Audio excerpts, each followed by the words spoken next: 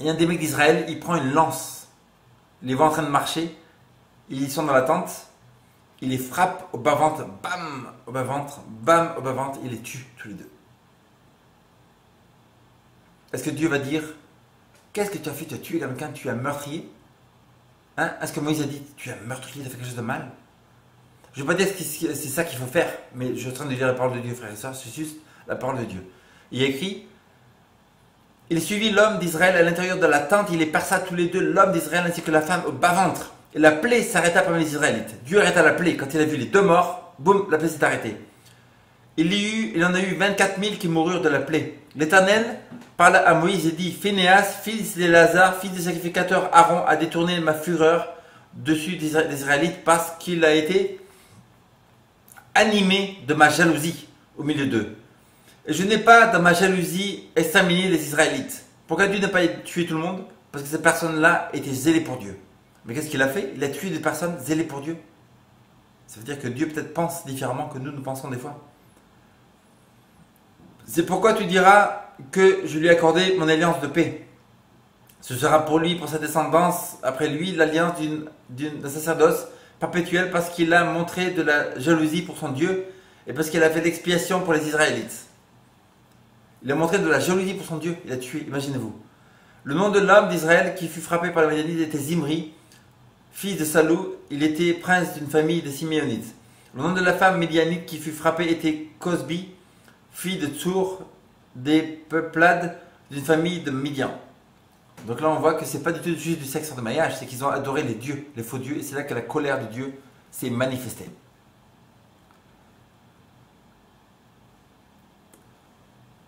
Et donc on voit dans Actes chapitre 15 verset 20. Et donc on voit que Dieu aime les gens qui sont zélés pour lui. Les gens qui n'ont rien fait par rapport à ça, Dieu les a tolérés, mais en fait il a vraiment aimé les personnes qui ont eu du zèle pour lui et qui a arrêté la plaie d'Israël en arrêtant cette débauche d'idolâtrie. C'est pour ça que Dieu ne veut pas supporter l'idolâtrie. En fait ça parle plus d'idolâtrie que de sexe en fait.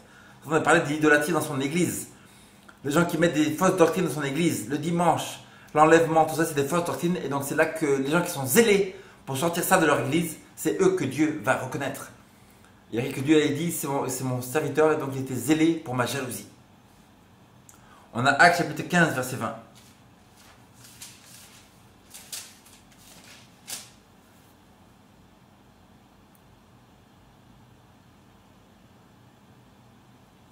Mais de leur écrire qu'ils s'abstiennent des souillures, des idoles, de la fornication et des animaux étouffés par le sang. Donc ça parle aussi de fornication. Fornication, on a bien vu que c'est le sexe, c'est idolâtrie sexuelle, c'est la prostitution spirituelle, c'est homosexualité, c'est bestialité, c'est inceste. Et c'est aussi prendre la femme avec sa sœur, qui est une fornication. On va voir ça dans Lévitique 15. Lévitique 15.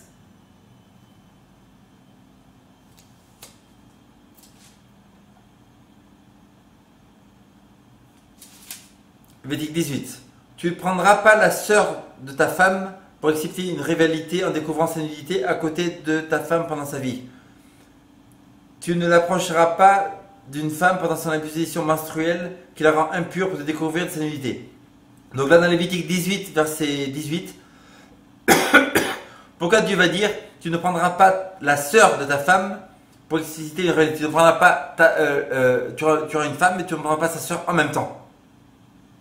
Si c'était mal de coucher avec toutes les femmes célibataires, Dieu aurait dit, il n'aurait pas mis une distinction entre juste la sœur de ta femme. Il aurait dit, toutes les femmes qui ne sont pas ta femme, tu ne coucheras pas avec elles. Mais pourquoi Dieu va dire, tu ne coucheras pas avec la sœur de ta femme? Au lieu de dire, tu ne coucheras pas avec aucune femme qui n'est pas ta femme, tu ne coucheras pas avec elle. Mais là, Dieu est en train de dire, si tu as une femme, tu ne coucheras pas avec sa sœur. C'est-à-dire que Dieu est en train de faire une distinction avec juste la sœur de ta femme et tous les autres femmes qui sont célibataires, que tu ne connais pas et qui n'est pas un péché. Sinon Dieu n'aurait pas dit ça. Et on continue ici. Tu n'auras pas de rapport sexuel avec la femme de ton prochain pour te souiller avec elle. Tu ne te livreras aucun de tes descendants pour les passer par le feu. Tu n'auras pas de rapport sexuel avec aucune bête pour te souiller avec elle. La femme ne s'approchera pas d'une bête pour s'accoupler avec elle, c'est une confusion. Vous ne souillerez pas aucune de ces pratiques cassées par toutes ces choses qui se sont souillées les nations que je chasse devant vous. Le pays en a été souillé, je suis intervenu contre sa faute et le pays a vomi ses habitants. Vous observerez donc mes prescriptions et mes ordonnances et vous les mettrez en pratique. Vous ne commettrez aucune de ces horreurs, ni l'autochtone, ni les migrants qui séjournent au milieu de vous. Car ce sont à cause de toutes ces horreurs qu'ont commises les hommes du pays qui ont été avant vous et le pays en a été souillé. Ainsi le pays ne vous vomira pas à cause de vos idolâtries comme il aura vomi les nations qui étaient avant vous, car tous ceux qui commettent quelconque de ces horreurs seront retranchés du milieu du peuple. Vous observerez mon ordre et vous ne pratiquerez aucune de ces horribles principes qui se pratiquent avant vous. Vous ne vous en souillerez pas, je suis l'Éternel, votre Dieu. Chapitre 19, verset 11. Vous ne commettrez pas de vol. Vous n'userez pas de tromperie ni de fausseté, chacun envers ses compatriotes. Donc, Dieu a dit que c'est les pratiques sexuelles mauvaises qui sont contre nature que Dieu a fait en sorte que le pays vomirait les gens.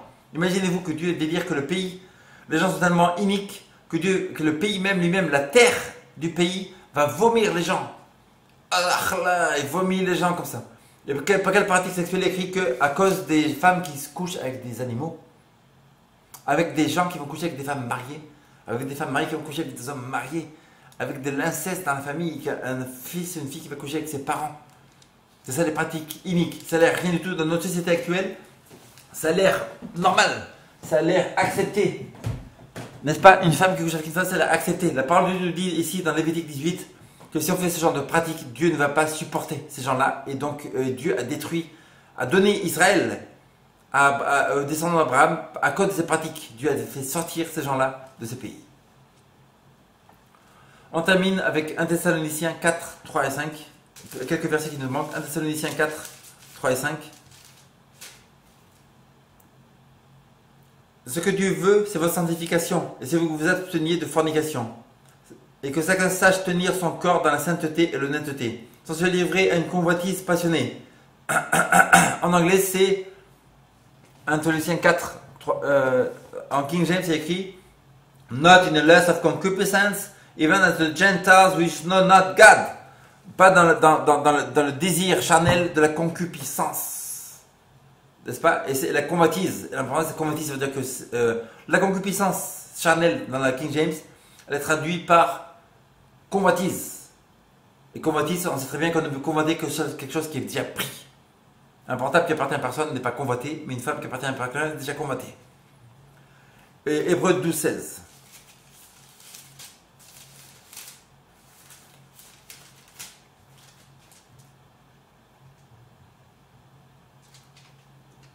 Veillez à ce que personne ne soit débauché ni profanateur comme Esau pour un seul plat qui vendit son droit d'aînesse. Profanateur ou qui combatte.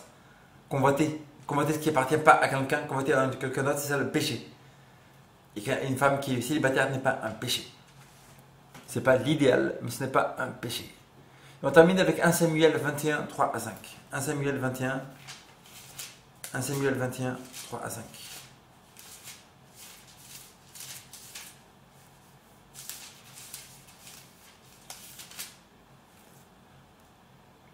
David répondit au sacrificateur à Amilek. Le roi m'a donné un ordre et m'a dit que personne ne sache rien de l'affaire par laquelle je t'envoie. Lorsque je t'ai donné, j'ai fait connaître un tel endroit.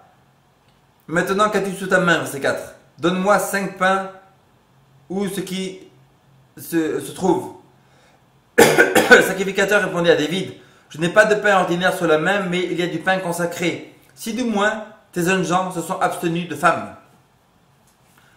Comment le grand prêtre d'Israël, quelqu'un qui est fidèle à Dieu, va dire « Je te donne ce pain qui est dans le temple, seulement consacré à Dieu, seulement ce que les prêtres et les dirigeants de l'église peuvent manger, je te le donne, seulement si tes hommes n'ont pas couché avec des femmes à gauche, à droite dans la ville. » N'est-ce pas? Ça veut dire qu'il y a des moments où, ça veut dire que pourquoi il dirait ça? Si c'est le prêtre d'Israël, il aurait dit, il n'aurait même pas mentionné ça. Si le sexe de mariage était un péché, il n'aurait même pas mentionné, il aurait dit, prends le pain. Mais ça veut dire que c'est pas le mieux, c'est ce mariage, c'est pas parfait. Mais il y a écrit que si seulement tes hommes se sont abstenus de femmes, au pluriel, en général. Ils sont à la guerre, ils vont à gauche dans une ville, dans une autre ville, pendant des semaines, ils sont dans plein de villes différentes, tout ça. S'ils se sont abstenus de femmes, en général, dans toutes ces villes, dans toutes ces contrées où ils sont allés, Ça veut dire que ce n'est pas un péché. Parce que le prêtre aurait dit, il n'aurait même pas mentionné, si tout le monde aurait su que le sexe du mariage aurait été un péché. Mais il a dit, s'ils sont absolus de femmes, ils peuvent prendre ce pain consacré. C'est-à-dire que quand on a une position spéciale, c'est là qu'il faut s'abstenir de ça, il faut avoir juste une femme. Comme de le dit dans le Nouveau Testament, que chaque femme est son mari et que chaque mari est sa femme. Et en fait, la femme doit être vierge avant le mariage, normalement. Voilà, donc on voit très bien que le sexe hors du mariage n'est pas un péché. La fornication n'est pas le sexe hors du mariage. La fornication est la pornéa. Pornéa, c'est 4202 dans la concordance grecque. Pornéa, 4202, qui veut dire fornication, qui veut dire idolâtrie et qui veut dire prostitution spirituelle. Père Céleste, je prie qu'on puisse mettre en pratique ta parole aujourd'hui, qu'on puisse étudier ta parole profondément pour voir ce qu'elle dit et non pas les opinions humaines, mais qu'on puisse écouter ta parole à toi. Toi qui as créé l'univers, tu sais très bien comment nous on doit se comporter, de quelle manière on doit marcher, et qu'il y a écrit dans la parole de Dieu que ce n'est pas à l'homme